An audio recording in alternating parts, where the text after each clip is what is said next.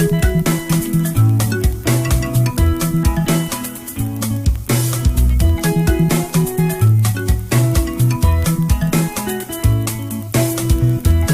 emirimu tuula wano nkubbireko naawe ategekera amabujje g'ozadde towamanta nnyo nakuubuna mirimu buli mulimu guliko ennusu ezimala sooka ozuule yunivasite nnamba emu evaamu abayivu abo abatumbula ey'omu nsi.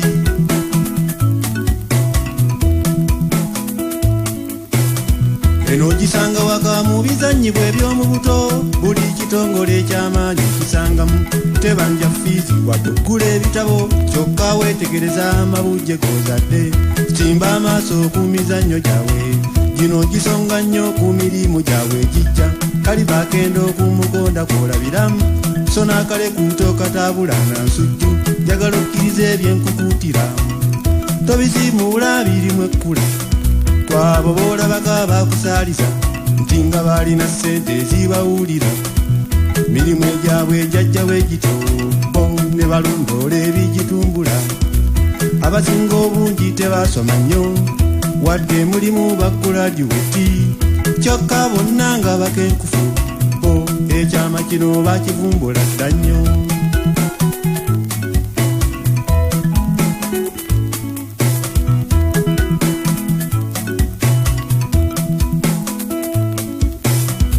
Nze neetegereza Katonda w'amagero nnyo bakuzaala ategesa omulimu gwo kwonoolya kowamanta Katonda gakuwaba nti abakulera baali be bafungozannya okwakutonderwa nawe wakuyitako ng'owalirira ogutali gugwo kati laba otudde n'okupakasa kukulemye ndaba ofuuse ekimpemempeme okwo okulebeeta nakwo kukuweebuula nnyo buba bwongo obulimu olufu njagala okkiriza ebyenkukuutira tobizimuula birimu ekkula mwegyo gy'oyitako omulimu ogugwo bw'otunula ennyo.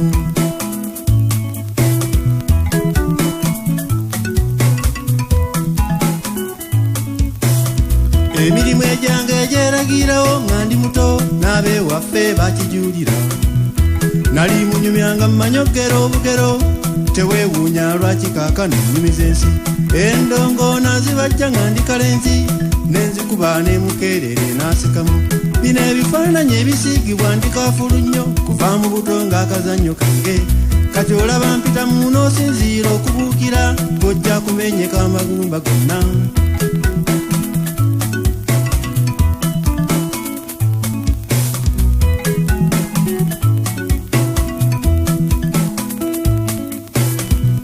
Omuzungu watusukira wali wamwagulira abaana ebyobuzannyo zannyo baana baabwe kyemmanyi bazannya nnyo ne bazuuka amangu talanta zaabwe ne bamukubiriza okugiyiga amangu ennya genda okukulanga akakensa wadda kati kiyige ndi si kusoma muwawa kyekitumbudde ebyobulamu bwabwe mu nsi.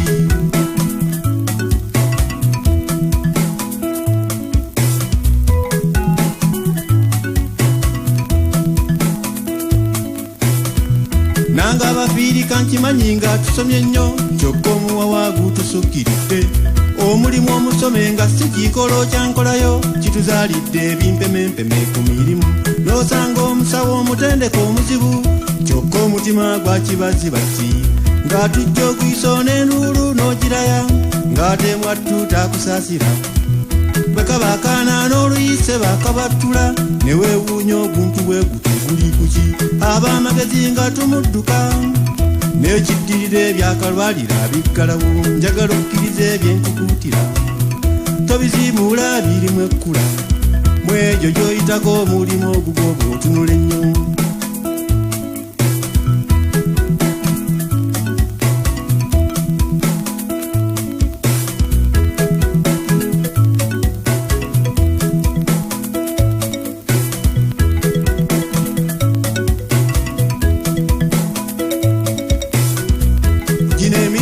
Mmanyi ddala giva mu buto tonyooma olw'okwakutonderwa buli mulimu guliko ennusu ezimala singa ogussaako omutima gwonna bantu abagezi ab'ebbeeyi b'otendereza kana akakodyo mwebazannyira fuuka polofeesa mwogwo omwosanyukira g'ojja kupa akasono g'ennusu Mulime Sekatinga mufumbi wa Digobe ate musagote nga weseza mu katwe oyo kivengere mu byoyi wa myoyo n'obukulembeze ngamba buva mu buto mwami Tungwe bweyogerere musubuzi ng'ate mange ye yalemera mu maka nina mwannyina z'okutunga kwava mu buto Yesu Kristo yali mubazi nnyo naawe kalubira kwogwo omwosanyukira ng'ojja kupaaka soofu n'ennusu buli mulimu guliko ennusu ezimala waliwo ekyalo bakiyita Kabalagala okwali omuntu eyasiika kambulugunya naawe kalubira kwogwo omwosanyukira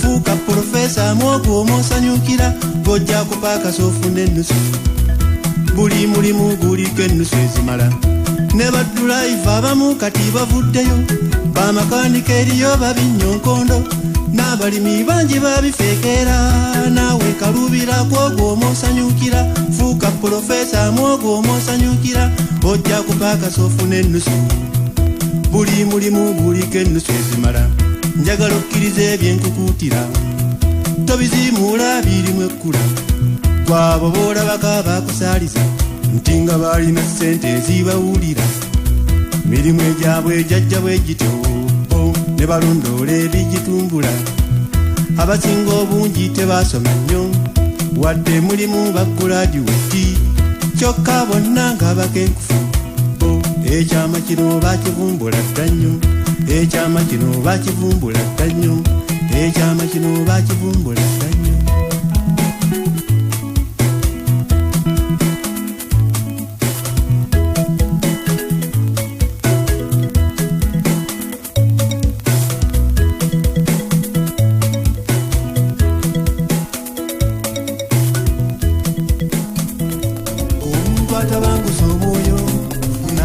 Tukwaniriza mu program ekyumulo kya mukama waffe n'omusumba Sabina Kaggwa wamu ne Peter Kigula wano ku Spirit FM 96.6 kama yebazibwe nnyo n'akayimba kali akasoose kankutte omugamba fuuka profesa mwogwo mwosanyukira naye totunulira oli nti afunamu naye nkola ogwo naye guno gwosanyukira gwogugwo omanyi twakyogerako nti okunoonya omulimu nagwo mulimu mukama akuwa omukisa nga ogunoonya omulungi awuliriza oli ku Spirit FM 96.6 pulogulaamu eŋŋanzi yatusedda ku mukutu gwa Spirit FM 96.6 na muweereza waayo ndi Kigula Peter amu ne muganda wange ojje batuusaako twateredde dda kaseera kano kakozese kubaako nga weetekateeka waliwo abasoma ebyawandiikibwa abajjayo ekitabo abazuukusa bannaabwe otulo tuba kutawaanya tujja kugamba nti vaayo mubulidde mu ddiiro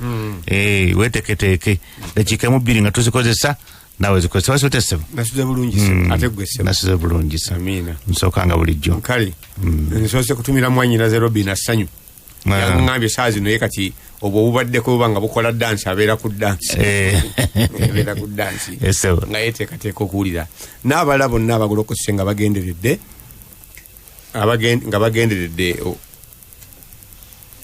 bagenderedde okubeera ku puroguramu eno njagala kubasanyukira kuba nti muze mutuninze mukalire bubya oba muterere bubya abalala abagiguddeko obugwi nabo ne tubasanyukira mu mukama waffe ne tugamba nti mutuweemu obudakiika nga bulijjo kolayo ekikulu tuulako mala okuwuliriza abantu bano bagamba ki olyoka oyongere emikutu mingi ate akatale kanene ate emmeme katale kyosiima kyokola ki naye toyinza kusiima nga teweetegerezaamu so twalayo akadde nga weetegereza bakadde bange Yunia Nalukwago bweyogerera awo maama Ane Katumba Makerere nenkulamusa nnyo omwami n'omukyala Musisi nammwe muli Makerere awo nammwe nembalamusa nnyo n'abooluganda ab'engeri ezitali zimu mwenna nembalamusa abali okumpi n'abali ebunaayira ebirango byakwejjukizaamu katonotono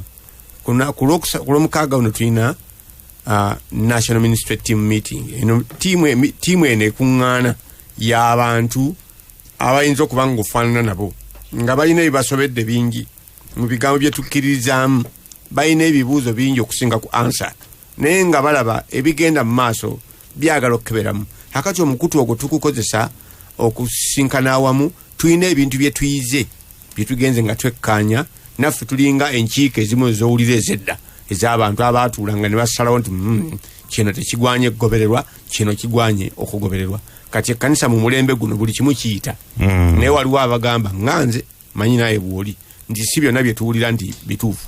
N'ekyo gwe mulimu gwaffe mulembe guno okunojjolamu ebituufu tubyawule mu bikyamu, tulekere abaana n'abazzukulu obusika obutegeerekeka. Kakati buli lwa mukaaga olwo buli lwa mukaaga lumu wayitawo olw'omukaaga lumu tuddayo tusisinkana. Kati twaliyo juzi nga obazaali 9 sijjukira bulungi oba 8 samwe zaali 8 ndowooza.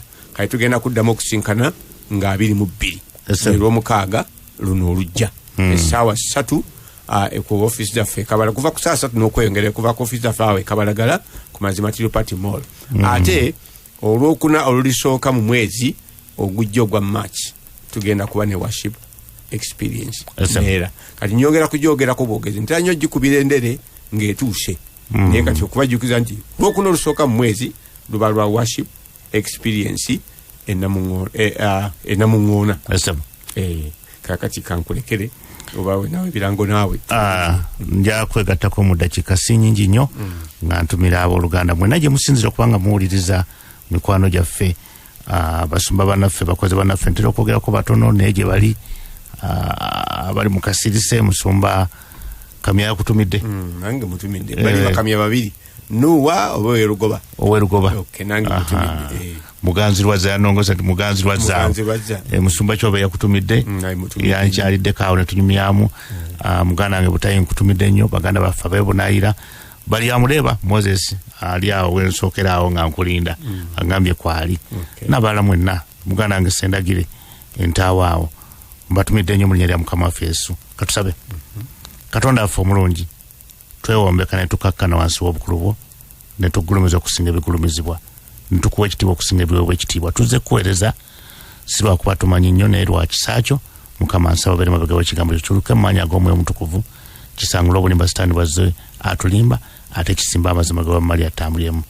Mpayo abakiwuliriza n'ebyo bye balwana nabyo mu linnya lya Mukama waffe Yesu. Amina. Programu eky'omulo kya Mukama waffe ennaku z'omwezi 17 omwezi guno ogwokubiri omwaka 2022. Tutunulidde nnyo mulamu ennaku zino ogwoku for the excellence of his name. Ku nsi kuno kwetuli twatondebwa mu kifaananyi n'engeri za Katonda okulabisa obukulu bw'erinnya lye. Ebintu buli omu byakola bye byetikka erinnya lye liba bbi wali baddungi. Twalina abakozi b'eddagala nga Salompas. Erinnya eryo lyavuga nnyo era abantu baalikozesa nnyo kubanga Salompas yali abakolera kyasuubiza nga kikola kirimu amakulu. Awano twalinanga engoye ze bayitanga Japani. Waluulirako? Nokululaba? Japani. Naye kati zikyaliyo ne Japani era ndoza bakijja mu Japan. Kati nayo yalinga kika kya cotton gwe baleeta kuno. Naye nga tewaliyo cotton atukulira ddala bwati. Naiti lyaliko erinnya. Ngera abakazi ab'omulembe ono bakazi babagulira gomesi za naitiiru. Naye kati yagamanya gagenda nga gaggwawo. Twalina Kawa Kawomera ne program yalinga y'amaanyi ya Coffee Marketing Board. Ne ago gonna gaba mannya nga obulungi bw'erinnya lino businziira ku product eyo kubanga abantu bamaddala bagimatidde. Fwe twasooka okulaba sabuni obuwunga yali omo ne kuddako saafu. Kakadde nga waliwo saafu ayita saafu namige nga balaga nti w'amaanyi nnyo mu kugyawo ki amabala. Colgate lyafuuka erinnya eryaki ery'amaanyi. Kati wazeewo Derident n'ebirala ebiringa ebyo naye nga Colgate lyafuuka ly'amaanyi. Pepsi Cola, Coca-Cola naawe menyeyo amalala g'omanyi ag'ebintu amanyi gabayita mu luzungu bayita household names. Menyeyo Colgate kuno kweyogedde wenja okuteeka kebayita habo Colgate kakati ate avuga nnyo oteeka Colgate naye habo Colgate ate agenze wala kubanga alimu akalagala ate akeyongeddemu. Kakati ukomyawo manyi simanyi kakati ebintu by'okozesezza okuva mu biseera by'abakadde bo ebyo ne bibeerawo. Waaliwo ebizigo bayitanga ambi. Ebyo nga bipeeruula abakazi ne bamyuka ne beebyula. Era omukazi ow'omulembe ogwo ateesiiga ku ambi nga bakwewuunya oba gw'oli wa ngeri ki? byabeerusanga sabuni gabayita asepso neko kati agamu bigenze bibula waliwo amanya amalala agaze ne gabiryawo naye emirimu gya Katonda gyakola gimuweesa ekitiibwa emirembe naki n'emirembe kizibu okugijjawo n'ogani kati wayimuseewo omulembe omulala ate ogukola ebyekitalo okusinga ku bibye kakati abantu be yatonda ku nsi kuno yabatonda olw'okulabisa erinnya lye ekitiibwa n'obukulu bw'erinnya lye nti ebintu bye bakola wamma omuntu Katonda yayiyanya abantu ennaku zino twewuunya abazungu kuba bwe bakola ennyonyi twewuunya Katonda yakola abazungu naye oluusi ne Katonda tetumulowoozaako tulowooza ku bazungu bye bakoze ne twerabira nti yakola abazungu yakola naki n'abaddugavu ate abazungu bo baatugeta bajjawo ebyaffe bye twakola ne bateekawo ebyabwe naye abamu kye batamanya abazungu bano twabaliko mu maaso mu mawanga agamu bwogenda mu Benin wano amawanga agamu ku Afirika gaali walako ku g'Abangereza oyinza obutakikkiriza naye bali baasala olugezigezi obutamanyisa naffe bajjajjaffe bye baakola waliwo omwe abagugumula naga nti obanga bemugamba tetwali bayivu tetwali civilized twali bantu bemabega nnyo lwaki ebintu byemwajja mu bwakabaka bwaffe mwabitwala ewamwe mubikuumira mu museum ate temubituwa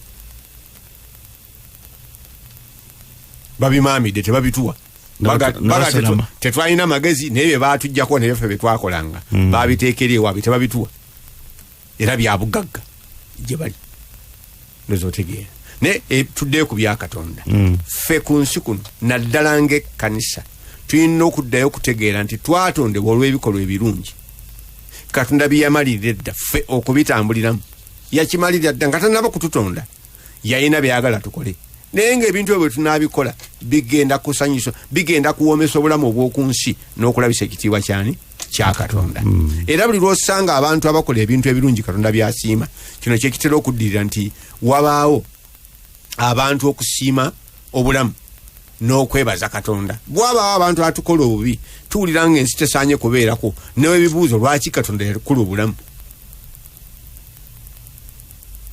kati egyo emitawaana tulina mu nsi kati Katonda atuwadde omwaka guno okutunulira mu bintu ebyo nina okukkiriza nti ogunaagenda okuggwerako Mukama ng'atubeezezzaawo ku mpewo kuno then abantu nga bwe banaamanya era bajja kwongera okukyuka n'ebikolwa byaffe bigenda kulongooka n'erinnya lya Mukama waffe linaagulumizibwa olw'abakkiriza okutandika okukola ebintu ebyabatonderwa kubanga nga bwe twaga nti amadiini gatuyigiriza kukuŋŋaana kutuwa nnaku na mikolo naye okukkiriza Katonda kwatuteekamu kutulaga bye twali tuteekwa okukola ne tudde ne tubikola waliwo omukyalo omwe eyeegulira ennyamita Doluka ayogerwako mu byawandiikibwa ekitabo ky'ebikola by'abatume ng'osoma essuula ntono nnyo abatume ne bavaawo n'otandika kulaba abakristaayo bye bakola ebyaki eby'amaanyi naye omulembe guno tukyagenda mu maaso n'abasumba n'abasosolodooti n'abakabona baakibishopu amannya ago ge gali waggulu ennyo abakkiriza eno wansi teriyo kavaayo abakulembeze bavuga nnyo naye wansi teriyo development teriyo boogera ku Sebena boogera ku Kigula naye wansi bakoze eki bwe bateriyo waaka gye tulaga abantu bano nga bavuddemu ebintu ng'ebya Doluka tetulina kye twakoze sekanisa yasooka oyogera ku bakulembeze katono nnyo sura esooka eyokubiri eyokusatu eyokuna eyokutaano ey'omukaaga ng'oyingira mu balala abataliiko nnyo nambala naye nga bavumbudde empalo zaabwe mu Katonda era bazikola naye bye bakola nga biweesa Katonda ki ekitiibwa mu Yoppa waaliyo omuyigirizwa omu erinnya lye Doluka eyayatiikira olw'ebikolwa ebirungi njajjudde ebikolwa ki ebirungi akati awo teboogera ku bishop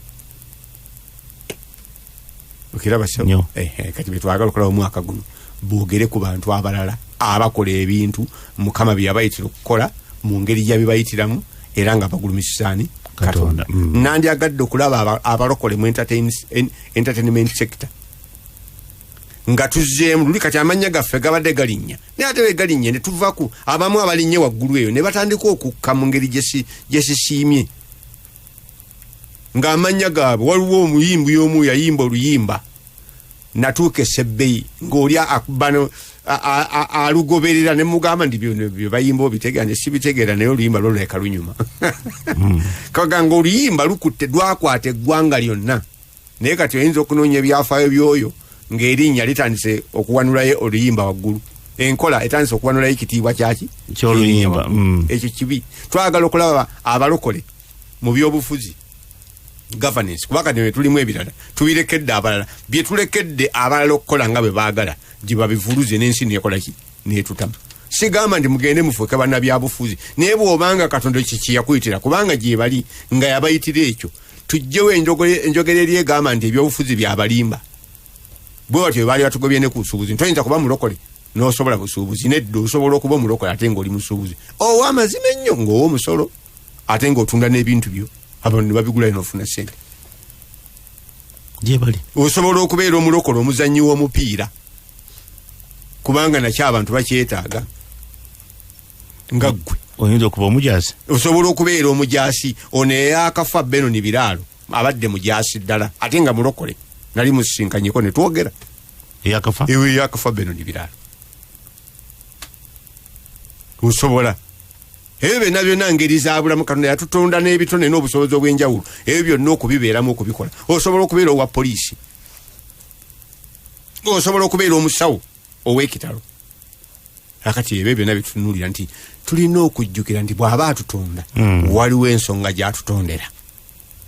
Kakati olwaleero twagala kwogera ku kigambo interpretations. Olwaleero interpretations twongereza ku kosi twaliko luli eya omuyigiza wa Mukama waffe. Omuyigiza wa Mukama waffe aliko akabonero akakulu nti ali steadfast, anyiikira ku kugamba bw'atunula oludda olwatunuliddeyo ddala kuba tamala gatunulayo, atunulayo n'okusalawo. Omuntu ajja eri Katonda yeereeta ng'amatidde nti eno gy'agenda ku luno ye watuufu. Mweke simulimu kunyonyola munaffe salawo ku lwaka nkyakirowoozaako ngezeeko bugeza tebalinnyayo bulinnya nga bagezaako. Waliwo akagambo ke tulina okusangako bimotoka ga try Jesus. Yesu tebagezaako mugeze. You don't try Jesus. Mutwalire ddala. Banga gezaako olawo babina tebagezaako mugeze. Bw'oba okyuka omala kulira ngo okwatiddwako. Bwe tugenda okusoma olwaleero mu Bikola by'Abatume, Bayibuli egamba mu ssula ey'okubiri olunyiriri olwa 37 lunsomere. Tolozaako mulozi. Tolegako mulege. Kanyumidde. Biba bya ddala. Era magandi ntutte Yesu. Ntutte Yesu. Tulanyoga nti weetwalire Yesu nga Mukama wo era omulokozi wo. Okola choice ng'otegeera togwa mu bigwe. Ng'o oludde. Essula 2 olunyiriri olwa 37. Ndutuseeko nkandabe. Essula 2 olunyiriri lwa 37 lugamba. Awo bwe baawulira ebyo emitima gyabwe ne gibaluma. Ne bakola batya? Ne bagamba Peetero n'abatuma abalala ti abasajja abooluganda tunaakola tutya? Peetero n'abagamba bwe balina ebigabo bye baawulira emitima gyabwe ne gikola ki? Ne gibaluma. Ey'Oluzungu agamba they were cut to the heart. Kugamba wabaawo ekyatuka mu mitima gandi kino kyatuyitako dda. Kino kyekyetagisa omuntu n'atuuka okuba ndi mu mutima gwe ayina kyenuddemu n'akyerabamu n'alaba obwetaavu bwe n'alaba ne solution oba n'atuuka okunoonya solution naga kati webaga nti kansa yakuluma ali mu kugulu kuno naye yakuluma n'otega nti kansa waliwo ekikkanga munoga nti ensonga yatandika okubuuza musawo nti kati nkole ntya obanga naalama naga nti kubanga oyagala olame okugulu tukutemako okola otya otukuwaayo kubanga oyagala obulamu buli oyo abatakyagezaako akolera ddala ekintu kyamayi nti ekikola kyekyetagisa. So kati ebya try Jesus tubitadde nnyo mu balokole ne batandika buli omu agezaako bugeza bebitamuwoomera ng'akola ki bino ebya jalibu gwe baakolanga ku binyeebwa. Kale wali ajja atunda binyeebwa jalibu n'oteekayo n'akuwa obunyeebwa nga 6 n'obulya n'otambula. Oyinza okulya ensenene n'okutanga oli ku jalibu yekka. Bw'oba gwamu nga bangi buli akona teeka mpulire ku zizo n'oteeka. Nagendako mu dduuka etunda obuloosa buno obw'abakyala. Ekimu ku bizibu okugula bwe buloosa obwo. Obucupa bubeera bungi. Try this one, try that one. Ati ogenda okwefuuyirako akasooka ennyindo ne busigalamu okwefuuyirako okubiri nga tokyayinza kwawula ku kali akasoose nakana wotukirako okusatu ng'otabuse era ebiseera ebisinga bw'oba tomanyi kyogula ogula buguzi w'okooyedde noga ndi bampe kano ebyakawo bivaako n'otunuulira kikakusanyusa n'amaaso n'otwala ekyo so ekigambo kitwagala okutunulako olwaliro interpretations njagala onsomere neera mu bayibuli yo mu Peetero ekyokubiri essuula 1 olunnyo olwabiri n'olwabiri mu olumu bwe twagala okuva tutunulire abayigiriza bano be bayogerako ku lunaku lulwo lwa Pentekote abaakyuka ne baba nga banyiikirira abo be twogeddeko ne baba nga banyiikirira mu kuyigiriza kwaki kw'abatume ne babeera nga banyiikirira ekigambo kye bakozesa steadfast ne baba nga banyiikira they were firm, they were strong, they were decided, baali bamaliridde tebalinga abaava e Misiri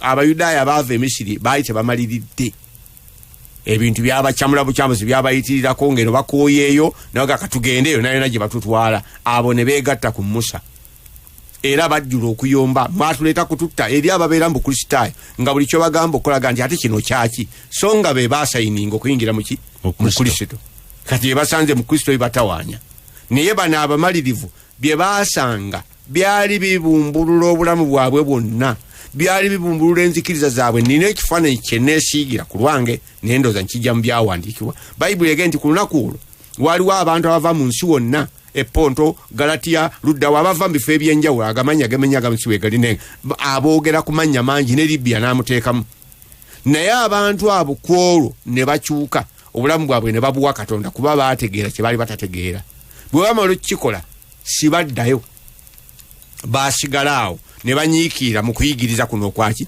okw'abatumi ekitegeeza abajja okulamaga okw'omwezi ogumu bayingira mu myezi emirala ng'esatu-ena ne watuuka n'okubaawo obwetaavu mu bakkiriza kubanga abamu n'emirimu baali tebakola ki tebalina naye baagala okuyiga bannaabwe ne batandika okutunda ebyabwe babe nga nabana abooluganda bafuna ekyaki ekyokulya bano abajja abaava ewala kuba tongamba nti batunda ku lwabano abali wano okumpi balina ebibanja byabwe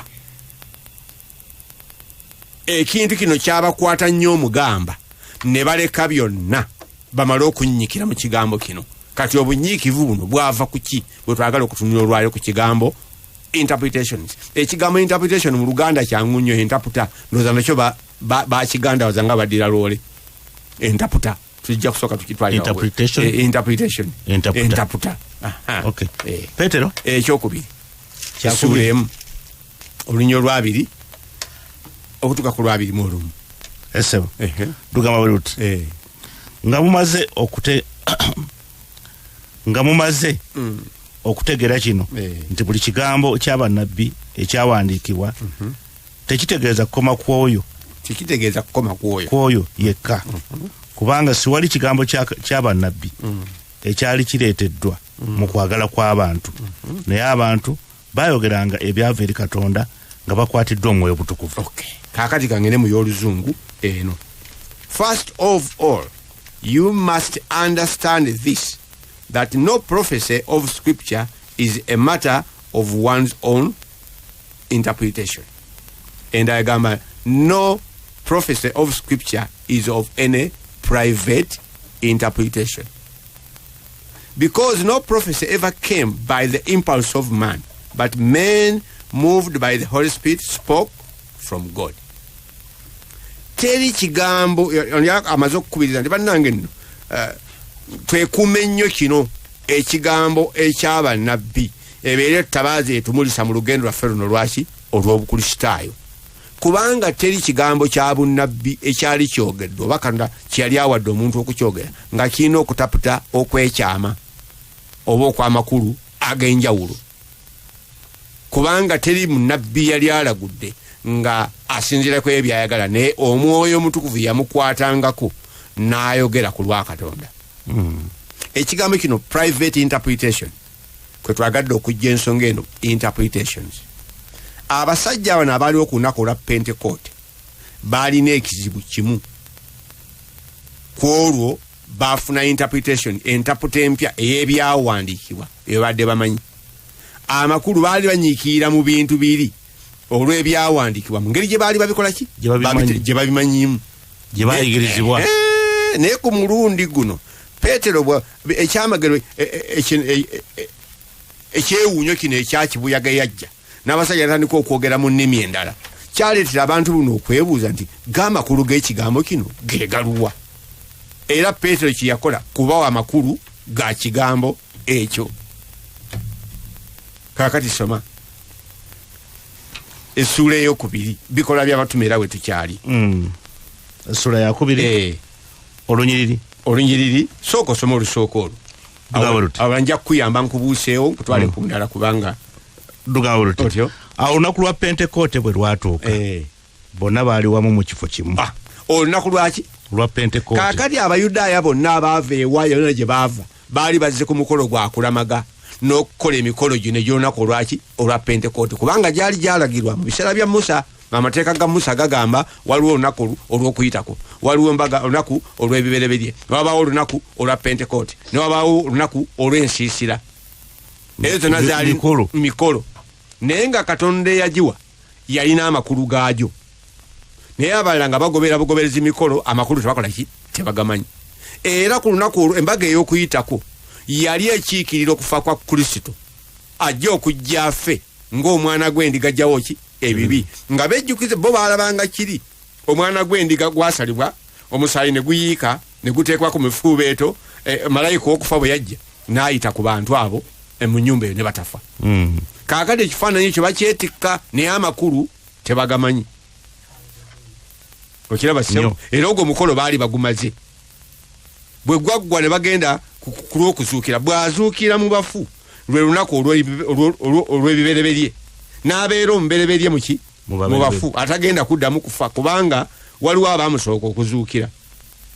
Eriya yali yazuukizaako dda omuntu ne Erisa yali yazuukizaako ddaki omuntu ate naye kenyini yali azuukiza Laazaalo n'omwana wa nnamwandu oli n'abalala naye abo bonna baali baakuddamu okufa abo baddamu ne bafa naye yekka ye mubereberye asooka okuzuukira ataddayo kukola ki? Kufa. Ffe tujja okuddirira. Kaakati ekyo embaga bagiyitako nga tebakitegedde kati balinda eya Pentekote bamaze ennaku 50 n'okusoba okuva kweri ey'okuyitako eyo ne balinda olwa Sande ono azuukidde tebabitegedde. Bannaddiini bwe babagamba nti omusajja azuukidde ne bakwata n'essente ne bawa abasirikale nti temubyogera. Bannaddiini si basamize ne bannaddiini aga nti temubyogera ebyo.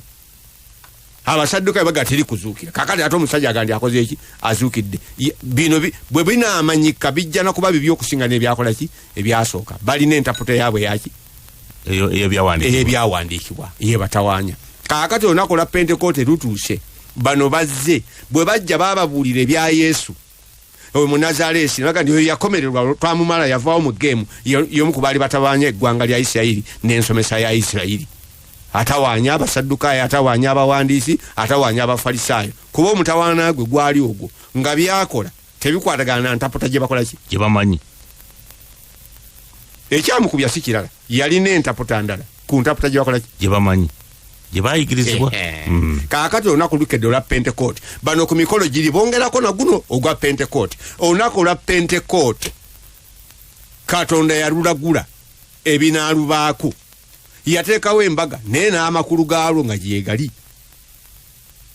Era buli lunaku lwe yali agenda okuyiwako Omwoyo Omutukuvu nga bwe yalagula mu Yoweeri nti olulituuka mu nnaku ezaki ez'oluvannyuma ndifuka Omwoyo wange ku balina ki omubiri bonna. Kaakati olunaku bwe lwaki olwa Pentekote okutaputa okutuufu ne kukola ki ne kujja Omwoyo nakka ku bayigirizwa. Bano bwe baawulira Olunyolo 12 lugamba lutya ne basamaalirira abasajja abeegendereza bwe baawulira byonna okujja bujja kw'abano ne basamaalira nti amakulu gaakyo keki. Bagamba bwe bati otyo bonna ne beewuunya ne babuusabuusa ne bagambagana nti amakulu gaakyo kino kiki. Amakulu tetukitegeera. Olunaku lwo lwa Pentekote tulumanyi lukedde naye kino ekisoose okubaawo ate kituso naye ate tuulya bano boogera si byakuwemula naye boogera ebigambo ebikulu ebya Katonda. Boogera ku mirimu gyani gya Katonda. Kati Katonda akiwadde entaputa entuufu gano ge makulu ge yali agenderera amakulu agaleese naye bano batabuddwa. Kino kiki? Peetero bw'atandika okubaanukula agamba bw'ati soma olunyiriri naddala olw'16 lugamba luti nebino bye byayogerwa nabbi Yoweri bino abasajja abooluganda bano tebatamidde butamiizi bali mu kuvuunula bali mu kutuukiriza Katonda kyakola ki kyeyalagula kubanga teri bunnabbi obwajjanga nga bulina amakulu ki amalala bwagamba nti ndifuka omwoyo wange balina omubiri kyekyo kyeyali akola ki ategeeza bwe yagamba nti omukazi atamanyi musajja aliba olubuto kyeyali akola ki tegwali muti yali mukazi atamanyi ki musajja bwaliga nti omwana nga alikulira Nazaaleesi ayitibwa mu Nazaaleesi kyeyali ategeeza era yakulirawa Nazaaleesi kwegamba tekiina amakulu kiina kyawandiikibwa kyabannabbi kyensanga kiina amakulu amalala ennaku zino ffe tubiteekamu ebyaffe nagamba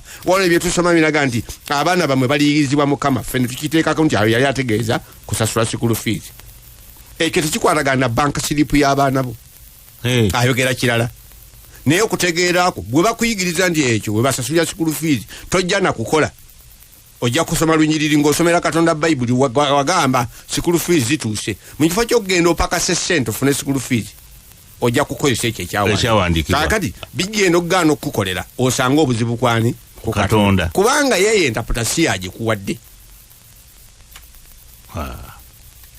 tutaputapubi entaputa netuleetera ki emitawaana lwaki bano abayigirizwa tusoose bagani baali steadfast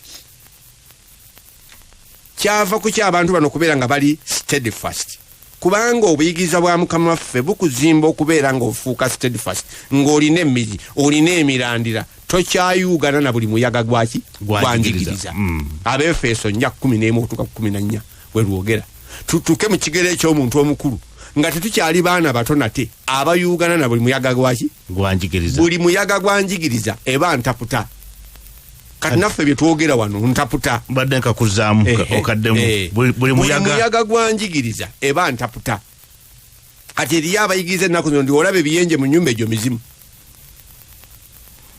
bwolaba emmese nyingi egyo mizimu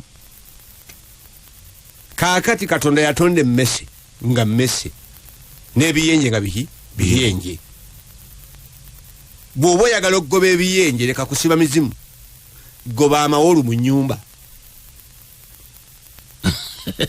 nemmese ekizireeta amagumba ga mpuuta gano gemulya nemusuza ku sowaani ye emmese eba enoonya mmere gwe n'ogiyita emizimu kati yakuwadde entaputa akusibako obukyafu kuba mu kifo ky'okukola ekituufu ojja kusigala ng'okola kiri kyakusiba mizimu emmese zikoleki zigende ontegedde entaputa tujja kuyingira ewala entaputa akati ono bano okutuuka okubanga baali steadfast baali bamaze okulega ku kutegeera okutaputa kwonna kuleeta kutegeera okutegeera ekintu mu butuufu bwakyo nga bakikola ki kaakati bano olunaku olwa Pentekote lukedde batawaana n'ekibuuzo ekinene ebintu bino bitwewuunyisizza biringa bitali bya Katonda naye abantu bano boogera bintu bya Katonda abamu ne bajeregana batamidde mwenge naye abamu baali balina ekibakutte ku ntima omuntu anoonya amazima bw'asisinkana amazima nga gannyonnyolwa asannyalala alina kyatayinza kuyitako ayagala dduka agende kuba alina entaputa naye waliwo ekisigaga naye oyo kakonyeemu kalina we kankutte kubanga amazima galinga gamu galinga supagulu wewagwako bwe kati toyinza kugejjako mangu ekyo waliwo omusumba yakinjigiriza yali musumba Joga nga nti babadde baboogerako bubi nnyo naye ebigambo byemwogera binnyonyogera naye nensooka nyimiriramu mbiwulirize kubanga ayogera amazima teganyonyogera mutima gwa muntu ayogera amazima ganyonyogera omutima gw'omuntu anoonya amazima era otabuukawo kuba ne bwayagala okweyogera omwoyo omuntu kubanga nga ge mazima g'obadde okola ki onoonya era kyava ddayo emabega yeetegereze kati waaliwo abamu abaajerega naye abali sirias baayagala okuwulira Petero kyavaayo mukanagani waliwo omubuulizi omumitanjologe yakanjogera buli this is that kino kyemulaba kati kyekiri ekyayogerwa nabbyani Yoweri yayita jobojja bujobojja yakyogera kuba Katonda yakimwogeza naye Yoweri teyakirabo bwe kinaaba naye yayogera Katonda kyamutadde ku mutima kati Katonda abawa amakulu gaakyo geegano kino kyemulaba nsomera wendi olwasatu mu ebbiri Esura yemu. Kati Petero bw'avaawo atandika okusomera abantu bano kyawandiikibwa ku kyawandiikibwa n'abasomera Zabbuli eya 22 n'abasomera Zabbuli simanyi 10 mmeka ng'ayogera ku Yesu agandi waliwo ebyayogerwa Dawudi oyo tumanyi n'okufa yafa n'entaana ye tukola ki tuli naye wano naye okuba yali nabbi yali ayogera ku Yesu amakulu geegano amakulu ga Dawudi byayogera luli geegano soma wagawe wati olwasa 2 lugamba Yesu oyo Katonda yamuzuukiza ffe bajulirwa awo bwe yalinyisibwa ku mukono ogwa ddyo gwa Katonda n'aweebwa okusuubiza okw'Omwoyo Mutukuvu eri kitaawe afuse kino kyemulabye kankano afuse kino kimukola ki kyemulabye kankano ataputa kiri Yoweri kiyakola ki kyeyalagula kuno kwe kutaputa naye kati bano baali n'entaputa zaabwe nnyingi era baali bazze okukola entaputa zaabwe entegeera yaabwe kakati basangawo ekipya nagani bulijjo tusoma ekigambo kino ge makulu gaakyo ge makulu gaakyo ndifuka omwoyo wange kuba ina ki omubiri era bino byebiriddirira kakati abantu bonna abafukibwako Omwoyo Omutukuvu owa Katonda bino ebyogerwa wansi byebiddirira era bw'ogamba nange nafukibwako Omwoyo Omutukuvu naye bino ne bitaddirira then olina entapota gy'omanyi eyinza okubanga yekuleetera ki obuzibu ate n'abalaga nti twafukibwako Omwoyo Omutukuvu ne batandika okukola ebintu ebimu ebiraga nti bwe bubonero bugenda n'abajjudde Omwoyo Omutukuvu naye n'otunuulira engeri zaabwe nga zaawukana omanya naye waliwo entaputa ki tugambe twayogera juzi ku nnimi nekireeta dibeeti ey'amaanyi ezetuyita ez'akajanja wawako ku bujulizi omusajja eyali nga atambulayo mu katale ng'agula ennyanja mu nnimi ngono mulabu kafunula njageni enyanya za mmeka kachata shandade kumanyi wobyogera oli ayogera ngennimi ono navunula nti ayagala nyanya ono namuda ono nadamu mu nnimi ennimi enyanya azigula mu nnimi ekyo tekiriyo entaputa yo ndala nnyo ku kigambo ki ekyo nenga gye bali lwaki babina kubanga waliwo abayina entaputa nti bw'oyogera mu nnimi olwo oli wa mwoyo nnyo naye ate mungendo ajja kwesanga oli wa mubiri nnyo nga ye bwe batandika saavisi nnimi zokka atalekanira waggulu n'ekibiina kyonna n'akivuunikira bw'osomako mu bikola bya Bakolinso Pawulo avuga nti bw'obanga oleekaana nga b'oleekaanira tebategera kyogamba bana amagezi ebyo bibyo eyo nsonga yo naani ne Katonda ayogera mu nnimi ng'abantu bategeera talina kyabagasa n'omusajja omukafiri bw'ayitawo n'ajja n'abasanga nga bali mu kujobojja taba mukyamu bw'ataputa nti abalalu babeera omwo ntegeera yaffe kubanga baatuyigiriza waliwo wawulirako abalaga nti bw'olekerawo okwogera mu nnimi kitegeeza wayonoonye wagudde nedda oyinza okumalako n'omwezi nga toyogedde mu nnimi gweseka naye bakyewuunya njogera mu nnimi naye nyinza n'okumalako omwezi sizoogera okujjako ng'omwoyo azigabayamba gudde naye kati abantu batendese n'okubatendeka gamba ndi bakulu basandalama bakulu basandalama kyogere ku sipiidi bakulu basandalama uloozimazi nze nali size mu busiraamu sagamba oliyanga nti waloka nti oyogera ennimi tya obulokole bukulemye bw'ofiira awo jangu nagenda azinjigiriza nanga ayogera Yesu nanga Yesu yongera speed Yesu yongera speed Yesu nagenda okulanga Yesu muvuddeko ndi kusu nagamba wazijja kati oyo bw'abayize bw'atyo bamuwadde entaputa ey'akabenje egenda kumuleeta ki omutawaana akati nabana abasajja ku lunaku luno bazuula nga steadfast eva kuba nti omuntu ategedde amakulu g'ebigambo Katonda bye yali ayogedde oba n'awandiisa kuba tutambulira Katonda bye yali ayogedde oba bye yali awandiisizza okusinga twesigama nnyo ku bye yawandiisa bannabbi baawandiika era ebyafaayo tubirina byogera ku mutima gwa Katonda eri abantu ne byagenda okukola nabo tebiriiko kutaputa kuli private bwagande Mukama nnyini kyalivaabawo akabonero omukazi atamanyi musajja alizaala omwana wa bulenzi n'erinnya lye ayitibwa ani Emmanuel kyali ategeeza takiwa makulu malala takyongerako era omukazi ono azaala omwana ono si kyekikulu naye omwana gwazaala kyekikulu kakati bwoddira omukazi ono azaala omwana olwandika okuteekawo amakulu ni ono nno ennyina wa Katonda yennyini tumuwe ekitiibwa tebamuwadde ekitiibwa ku kisukka kuzaala mwana ono kati entaputa eyo gireetamu egenda kuleeta ki obuzibu awe walabawo eddiini namba ekoze eki erambuluse kakati bagandi jjukiranga okutukuza olunaku lwa sabbiiti nakyo n'ateekawo kati abantu abala makulu baddira nti olunaku lwa sabbiiti omuntu yatondebwa lwa lunaku lwa sabbiiti mukama waffe yajja n'awa tafusiri entuufu no sabbiiti yateekebwawo ku lwa muntu nolwekyo omuntu tafugibwa sabbiiti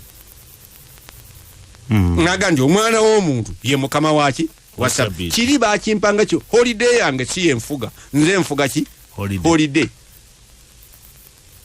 ekyo baali bakifunye eki bulala ntaputa ne tukyali kubano kakati ku lunaku olwo ye Petero annyonnyola abantu bano okutaputa naga nti kino Yoweri kyeyalagula kyekituukiridde era akituukiriza yono gwe mwakomerera ne mumutta naye Katonda yamuzuukiza mu bafu tuli bajulizi twamulabako n'amaaso gaffe ne Zabbuli emu ekakasa tolireka omutukuvuwo emagombe wadde ombiri gwokola ki okuvunda wanjigiriza amakubo ag'obulamu n'ayogera olaba nti abasomera ebyawandiikibwa bye bamanyi naye babitegeera ki bobi era gwe gwali omutawaana era bw'amala okubawo okutaputa okulunyi nti no gwe mwatta nti yali mu process ey'okukola kutegeka kino ekya Yoweri ng'alina kusooka kufa n'okugyawo ekibi kyaffe kati azzeeyo atudde ku mukono ogwa ddyo ogwa Katonda ayinza ebintu byonna era akabonero akakasa nti atudde aweereddwa na kino kyekyasuubizibwa yakifuse ne bagamba Katonda ng'omusajja Omunazaalesi gwe baali balaba mu ngeri endala entaputa n'ekola ki n'ekyuka okwe kw'abafiira okugoberera Yesu ne banyiikira nnyo okuyigiza kwaki kw'abatume naga katutuula ebintu ne babeera steadfast tebayugana wewavudde wali wetwajidde nti eyajjirira ennaku ennya yeeyongerayo omwezi kati bano batandika okutunda n'ebintu byabwe bawe kuba n'abeetaaga kubanga ensonga gye baliko ya muzizi kwa oliaga nti wenaddirayo dino sina wende bisingana kambimanye bino si bya try Jesus no si try Jesus kati oli ku kintu kya steadfast ebintu abiyige abimanye kakati entaputa eno kyeva ebeera ensonga enkulu ennyo mu bigambo byaffe bino byaki ebyokukkiriza nga wabaawo abafunye okutaputa oba alina okutaputa okutuufu n'akuleeta kati obupentekola nga nage nti buli foomu yonna ey'eddiini oba byetwetuuma mu Kristo nga si babitutumye neffe byetwetuuma mu Kristo bifa ku ntaputa ez'enjawulo zetukola ki zetulina gwe soma ku mannya g'amakanisa kansoke nve ku madiini soma ku mannya g'amakanisa the Church of Jesus of Latter-day Saints kakati oyo alina kyataputa be bakristaayo be batukuvu ab'ennaku ezaki ez'oluvannyuma tebafaanana nga bali abajega abaasooka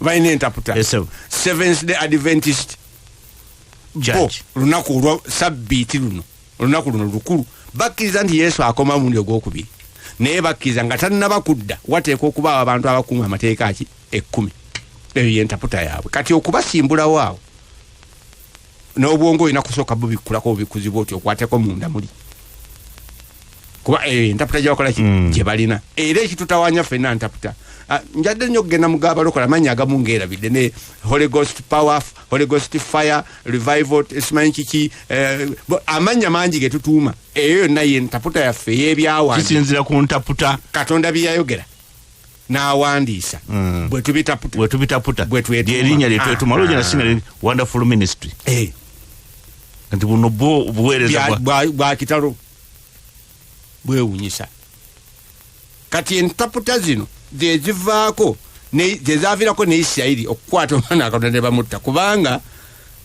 ebintu byonna bye yakola byali bikontana n'entegeera y'Abafalisaayo entegeera y'Abasaddukaayo entegeera y'Abawandiisi ebintu bye nga byawukanye nnyo kubanga ye yajja okuwa entaputa entuufu ey'ebintu byani bya Katonda kyava ayitibwa mazima ebikwatagana n'endowooza nga bw'omirako okukyama tekuvudde kati entaputa enkyamu tevudde kati kwera oba osomye ebyawandiikibwa nga Yesu omulimu gwe gwali kubumbulula nakubazza kubanga wali 22 n'olunyo olwabiri mu omwenda Matayo bwe bamugambye nti omukazi ono mukuzuukira alibawaani n'abagaa nti mukyamu olw'obutamanya byawandiikibwa yadde amaanyi gaabyo muggulu tebawasa balibanga bamalayika teri bakazi n'abasajja n'abateeka ku kintu ekituufu kugamba nti entaputa ereesa obuzibu kuba we wava eddiini eza buli ngeri n'okulwanagana n'okuttiŋŋana ntaputa naye entaputa entuufu eteeka kuba emu kuba amazima ga mulundi gumu obulimba bwa ngeri nyingi naye amazima gaba ga mulundi gumu njagadde n'okuggumiza kigambo kino ekyentaputa kuba we tugenda awo wonna kyekikulu oga sebina n'ekigula boogera waliwo abagamba nti bano basirike tebasaanye kwogera ekizibu ffe tuwa okutaputa okulala okwawukanye ku kwoli bino ne geemu ey'entaputa eno yatandikira mu lusuku Edeni okutandika okugiraba Kaawa yali alina kyamanyi naye ng'akitaputa bw'atyo Katonda yagamba kirala ndoza ne bba n'amugamba kirala ne Kaawa n'afuna kirala omuti ogw'okumanya obulungi n'obubi oguli wakati mu lusuku togulyangako kubanga olunaku lw'oligulyako tolirema kufa naye omukyala yawulira nti omuti oguli wakati mu lusuku togulyangako so nogukwatako tokolaki togukwatangako kaakati ebitege bikoze eki sitaani awo bw'ava ne n'aleeta entaputa eyendi awo kufa temugenda kukola ki kufa naye mugenda kubanga Katonda okumanya obulungi n'obubi n'aleeta entaputa ki eye Katonda kyeyayogera akitegeeza naye sitaani agamba nti yali asaaga oba yabalimba omukazi nakkiriza entaputa eno era omutawana ne kukola ki ne gutandikira awo kati okuva wonna Katonda azanyweza ekigambo kimu nti kyenjogera kyeŋŋamba kyentegeeza sikiina makulu bw'obanga onoonya okutaputa akatabo k'omuwandiisi omu ng'oyagala yali ategeeza ki ani mutuufu w'okutaputa akatabo ako nanyiniko kaakati omulala yenna agezaako ki bugeza kaakati Katonda mu kaweefubeewe we n'atuma omwana we ku nsi okujja okutuwa entaputa entuufu ebyo byonna bye yali ayogedde era bye yali awandiisizza ne bye yalagula byonna n'ajja abiwa entaputa entuufu nti kino era Matayo ajjudde ebigambo bino kino kyali bwe kityo kituukirire ekyayogerwa mu nnabbi gundi kubanga entaputa ya Katonda y'ebintu kukuwa experience yakyo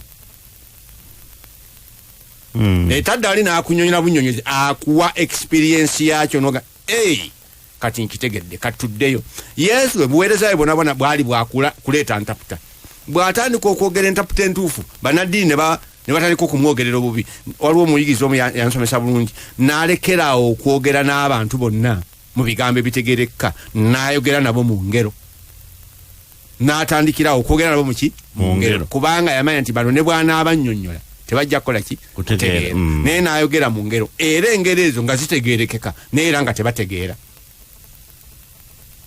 kaakati abayigiriza bwe baamuzanga ebbali n'abawa amakulu g'engero n'engero Yesu ze yagera era yaziwaako ki amakulu gaazo so teyatulekera mwaganya ffe kuyiiya bye twagala yatuwa amakulu gaazo olw'omusizi telulina amakulu gaalo olw'akakaladaali tulina amakulu gaalo olw'abawala embeera tulina amakulu gaalo kwegga toyinza kunoonya amakulu malala gasukka ku ago geego ge yali akola ki ategeeza ye Katonda bw'akola kaakati nabana abayigiriza baayibulira nnyo ebintu bye naye nga tebategeera kati bw'azuukira mu bafu atambula ku luguudo lw'Emaawo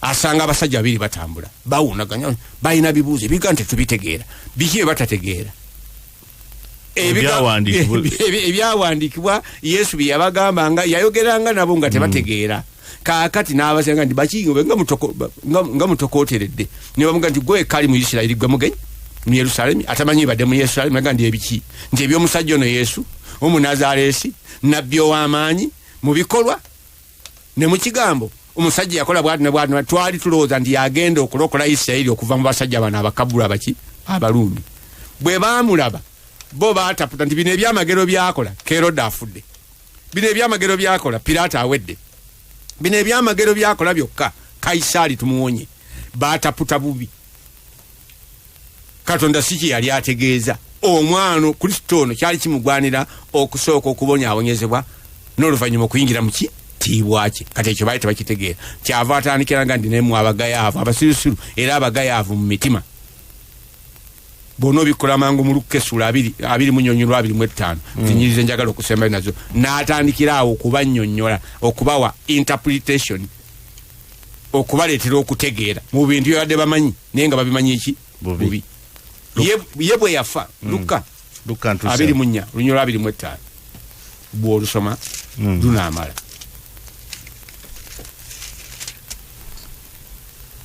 Luka 4 24 olunyiri lwa 25 lugamba bwe luti n'abamu ku abo ababadde naffe bagenze ku ntaana ne basanga bwe batyo ng'abakazi bwe bagambye naye ne batamulaba.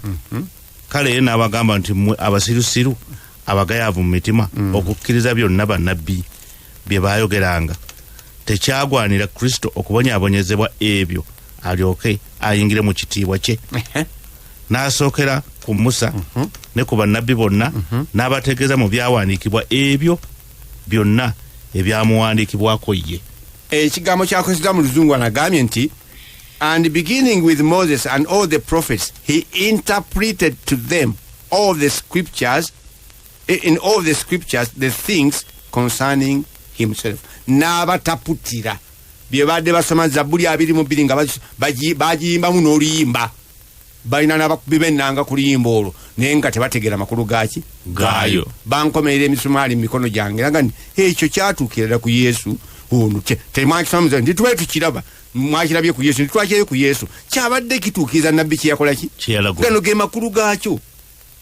N'abatwala kujja ndi talire kamwoyo gwange magombe n'omubiri gw'omuddu we okuvunda yazuukira ku lunaku olwokusatu. Abakazi bagende basanzeyo bamulekalaga nti azuukire nti ekyo yakyogera n'agenda ng'abawo okutegeera ebintu bye baali bamanyi naye nga tebakola ki tebabitegeera. Bwe baafuna okutegeera okwo abaali baweddemu amaanyi badduka misinde ne baddayo eri mbaganaga nti katufunye tafsiri ki entuufu. Omusajja ddala akoze eki azuukidde n'amala nabo ennaku 40 nga yeeraga mu bubonero obutabuusibwabuusibwa bategeere dda nti yakola ki yazuukira. Katonda bye yayogera edda nebibanga ebirooto ng'ebitayinza kutuukirira nga bituukiridde mu maaso gaabwe.